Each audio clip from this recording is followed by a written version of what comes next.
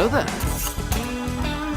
The greatest trick the devil ever pulled was convincing the world he didn't exist. I said it before and I'll say it again. Life moves pretty fast. You don't stop and look around once in a while, you could miss it. Keep the change, you filthy animal.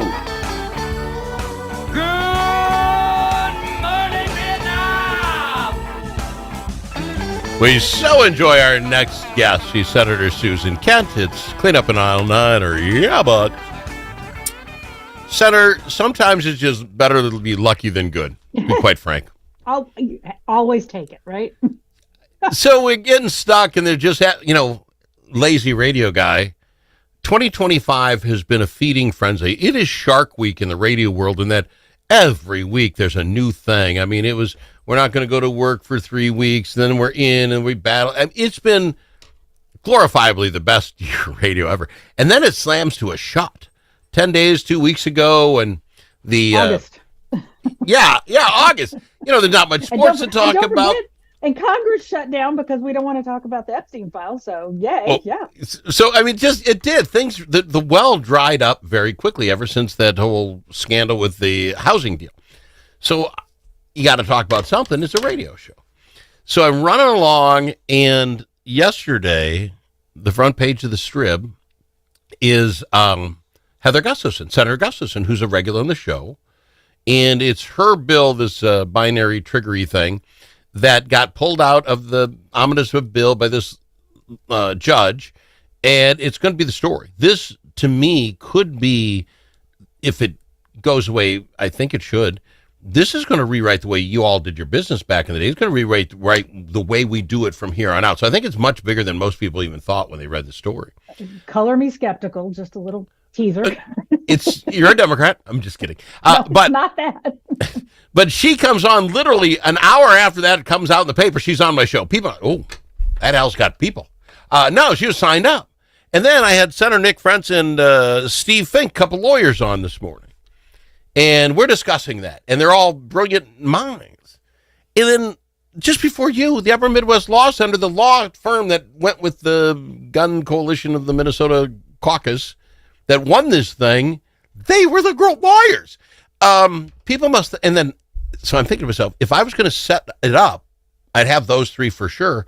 And then I'd want Senator Susan Kent on, because you lived in the world, you did the world, and this is both, by the way, Republican Democrat thing. This is not me ripping any Democrat. You're there, but you're not there anymore. You can give me the inside skinny. I think if you're going to look at a radio show, no radio station has had a better 4 sets of guests than I have in these Tuesdays to discuss this. I want Susan Kent's inside skinny thought when you read that yesterday. Did you say, holy Hannah, the cards are coming tumbling down? No. No! Like I said, I did. Color me skeptical. And first, just to get this out of the way, I am a strong believer in the single subject rule. I think it should be the case. I will say about my former colleague and good friend John Marty, who is the current, he has been one of the most passionate advocates for the single subject rule. And then he became the Senate Finance Chair. So he's the king of omnibus bills. And it's just like, Funny how it changes. And I like Marty, by the way. He's a good cat. I do too. He's an absolutely good cat. But so my skepticism really, and my very first thought when I saw the news about that ruling, is that it was not that long ago that there was a big Supreme Court case over the single subject rule, and a lot of us who believe in and support and probably, and I think again, this is not a partisan issue. I mean, it's agreed. Like we can, and I want to talk about the reasons why it happens, right? But a lot of us were like, oh, great, the Supreme Court is going to make this clear. We're going to have good guidance now, and we're going to be able to really stand on something and stick to the single subject rule. And then they pulled the rug out from under us and said, we're good. See, and this... So when I read about this lower court making this ruling, I'm like, I'll be curious to see how this plays out, is my exact answer to all that. We got to go back. I consider myself a constitutionalist more than I do like a conservative or a Republican. I really think what our Constitution, U.S.-wise, meant something. And they wrote laws for knuckleheads, right? Most of us weren't lawyers. A lot of people couldn't read. They wanted, let me read the entire law. Section 7, this is the entire thing. This is what you need to know. Laws to embrace only one subject, period. No law shall embrace more than one subject, which shall be expressed in its title. Thus saying that this is going to be about abortion.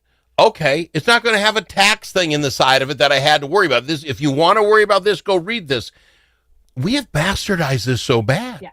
Yeah. So how do we get there? How you and I, both sides of the spectrum, can read that, and I think we know what it meant. There's no Right. Supreme Court needed Right. here. Oh, okay. Yes, absolutely. We know what it meant. But the world is a lot more complicated than it used to be. Because Whether of we like lawyers. it or not, it is, and I mean, it's like you love to talk about fraud. Well, we have to keep tightening up and advancing our laws on fraud because technology and everything else has created a million different ways to create fraud, right? So, that's just a reality, right? And then you get into things. So finance is, I believe, even though I'm a big single subject person, appropriately handled by the omnibus bills. Because, like, if you're going to build a house, you're not going to have a Need to budget finance. just for your bathroom, just for this thing. You've got to Yeah. have your overall budget, right? And so creating that way, and I think it's really good to have standalone bills for big issues, but you still need, omnibus bills by agriculture, education, But that's jobs, the whatever, subject. right? The subject is So, that's yes, exactly correct. But once you have all those pieces within the single subject rule in that sentence, and believe me, those sentences can run on for a page. You were talking about Senator Frent saying the comma Yeah. because you get just an insane list of parts of the subject.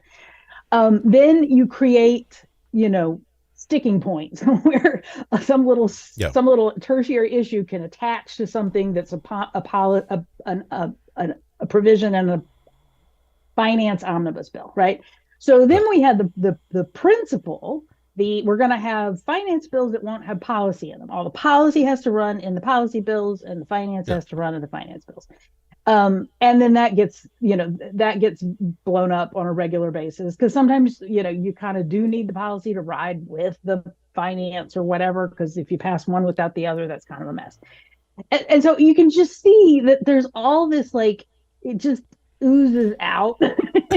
But it's so, and every time it oozes, it allows something else to be relevant. And believe me, I remember I was a brand spanking new freshman, and one of my colleagues said, "Hey, would you please offer this as an amendment to this bill?" And I'm like, "What is this?"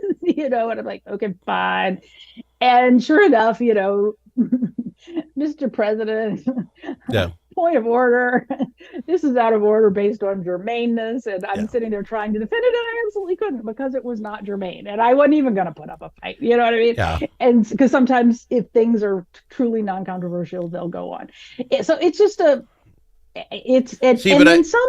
sometimes, and I'm sorry, I'm just going to do one more. You do you.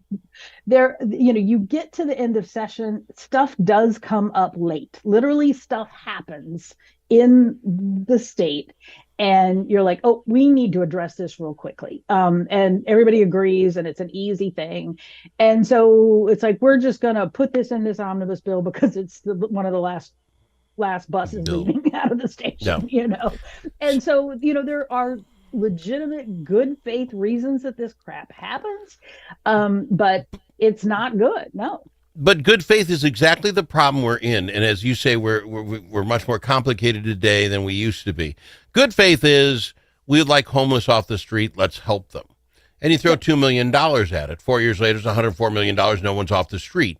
That was good faith that we did wrong, and in my opinion, because we don't set our own boundaries. The House and Senate. We can go to court and have a court have to decide what this meant, but we know what it meant. The idea that it's easier if something comes in late. You know what's really easy? Hey, we got this thing coming in late. We're going to discuss it for the next hour. We're going to all agree it's done in an hour. We're going to vote on it. It's a standalone. So like 4,000 bills were put up last year, right?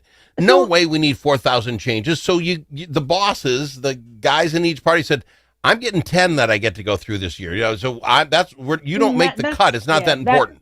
I will say that's not the way that happened. But I will No, say, it should. and That's what I'm saying. It should. but the what, I can imagine. I don't know specifically about this one, what happened. And I didn't hear Senator Gustafson talking about it, and I know she was real involved in this bill. But gun bills in particular are really hard. Yeah. I mean, there's a conversation right now going on about serial numbers for ghost guns. Yeah. And, the people who are hardcore absolutists, Second Amendment, absolute freedom to have any kind of gun for anybody at any time without any exceptions whatsoever, people, and there are those people, Mhm. and they make up a very vocal part of this process. They're opposing the serial numbers on ghost guns for reasons I won't go into them, but you've got law enforcement saying, okay, we can't prosecute people illegally having this kind of gun if we can't identify which one it is. We don't have evidence that we can bring into a trial, right? So point being, you get this particular issue, you could have Republicans who really want to vote for this, but they don't feel safe doing so because they're going to get their what's handed to them by this vocal minority, and so they're perfectly happy to have it in a tax bill. Well, that's kind of where. So why do we do this? If we know what it is, we're not doing it. There's other reasons. We'll talk about it on the other side. The ghost gun thing is, I believe Gustafson said it was somehow tied, this straw buying bill, where if you go buy a gun for somebody who can't have a gun, which is like 99% of them say that should be more illegal, have higher penalties. They attached to this, which made it a thing, and then that got attached to another. This was like 9 omnibus bills squished. And we'll talk about that after this, why they do it, with Senator Susan Kent. Love having our program, and I don't think you've heard Yeah But or Clean Up in Aisle 9 yet in this program. We're getting along famously. The day is young. Tired of one-sided media and divisive noise drowning out your conservative values? Take back the conversation with Braver Angels. Join a grassroots movement to restore civility and find common ground without compromising your principles. As a conservative, your voice matters. Share your perspective on issues like immigration and public health in Red Blue workshops and help rebuild trust in our great nation. Be a leader in depolarizing America. Sign up for free at mn.braverangels.org. Braver Angels, where conservatives, liberals, and independents unite for a stronger republic. You know that car sound that sounds like a cricket playing a banjo? Jays can fix that. You know when you step on the brakes and your car sounds like a pair of tennis shoes in the dryer? Paul is a guy who specializes in that. And you know that sound that never happens when the mechanic's around? Paul took a whole course on that. If you own a car, you need to know Paul. Paul owns Jay's Auto Shop, 202 North Main Street, Blue Earth, 525-1052. 525-1052.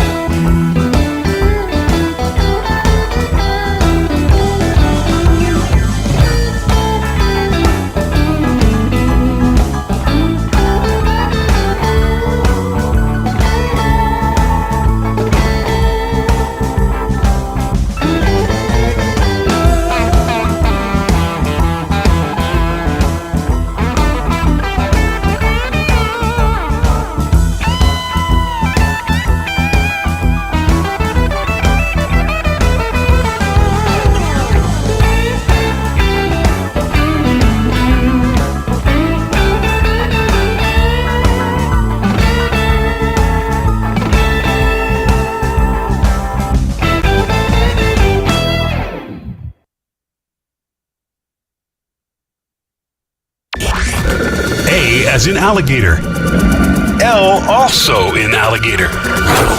But it's not alligator. It's the Al Travis Show. And we've got our Senator Susan Kent. And I'd love you to bring up the gun deal, because this is a gun law that got pulled out by an bilateral... Binary trigger. Binary trigger. Yeah. I'm a gun guy.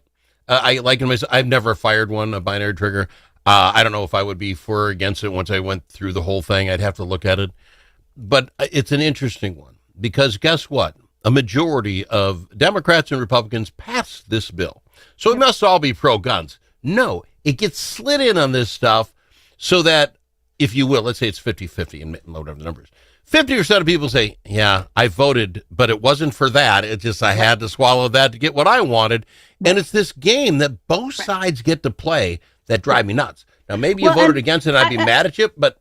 Yeah, I don't know that I don't know that I would say it's that people get to play that game. You know, the problem is we need leaders who will stand up to their so-called allies and say, look, I get it, but I mean, because your point about the straw purchaser thing, Matt Little, who's running for Congress right now, and CD2, when he was in the Minnesota Senate, he put together it was 2 bipartisan bills. One was straw purchaser, and I'm drawing a blank on the other one. It was also pretty low-hanging fruit, and it had 4 authors, 2 Republicans, 2 Democrats, and I was the second Democrat. Right. And then it was Scott Jensen and Paul Anderson. And we had a press conference, and you can have 5 Senate authors. He intentionally only wanted it to be 2 of each, so it couldn't look like it was partisan on one side or the other. And he was very strategic about it. And we had a press conference, and we talked about why we thought these were smart, common sense, good for gun owners and supporters. And the gun advocacy crowd lost their minds over it, made Scott Jensen and Paul Anderson's lives absolute hell. You know, I don't know this for a fact. It's probably why Paul Anderson didn't run again. And I know Scott Jensen took a lot of crap for it. And it had something to do with the way he ran his gubernatorial campaign. It'll be interesting to see how that goes this time. But, you know, this is the problem when you have these people who are advocacy groups, and this does happen on both sides, where there is zero tolerance for any kind of compromise, even when it's the most common sense kind of compromise you can imagine. See, I want to quote Ronald Reagan, because I'm not going to get the quote right, but basically he said, if you're a Republican, but we disagree on 20% of stuff, you're still not my enemy. Right. You got 80% we're there on, and that's the majority in the middle kind of concept. I know you're big with them. It is, okay, 20% we're never going to agree on, you and I. I mean, and Al, let's pull this back out of politics for a minute. You and I were married long time, adore our spouses. I do not disagree anywhere near 100% of the time with my beloved husband. You know, I am not kicking him off the island, you know. Right? Oh, kicking off the island. God, I love that reference. In high school, this is true, way offline. In high school, the joke around Al was whether you were on his island or not. If I got mad at you, you didn't agree with me, you're off my island. What do you mean? I'm only taking people I like. Survivor. I know. I was the original kick you off my island. If people said, am I on your island today, Al? You are. You're not bothering me. It was a thing to be on the island, because I said, funny. You know, I'd ask you who you're going to put on. You're going to take your family and friends. I didn't even do that. My family wasn't on unless, you know, we got along. You weren't guaranteed a spot on the island. I love that you said that. But back to majority in the middle, I thoroughly believe. But that's the 80% of common sense. That's the biggest problem right there. I agree. Yeah. 100%. All right. When you want to talk Social Security on the other side, that's fine. Do you think we've covered this enough? I've talked hours on this law being changed. I don't want to short sheet you on it, though, but we got to go to break. Are you good with that? I am good with that, yes. All right. She is Senator Susan Kent. Love having her on the program. If it's your turn to host a game, Grandpa's Barbecue suggests you try something different. Put out the perfect barbecue flavor of Grandpa's